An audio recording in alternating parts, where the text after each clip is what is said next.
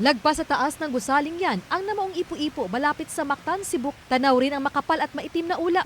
Ilang araw na ring inuulan ang iba't ibang panig ng Cebu.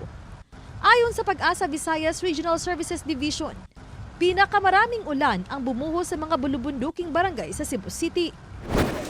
Nagbistulang ilog ang ilang kalsada sa bahaging ito ng Cebu City. May ilang napilitang sumuong sa baha para makatawid.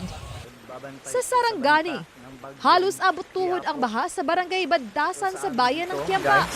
Umapaw kasi ang katabing sapa dahil sa halos walang tigil na ulan. Sa bayan ng Glan, pinalikas na ng lokal na pamahalaan ng ilang residente dahil sa pagtaas ng tubig sa ilog. Balik! O anak, patay na!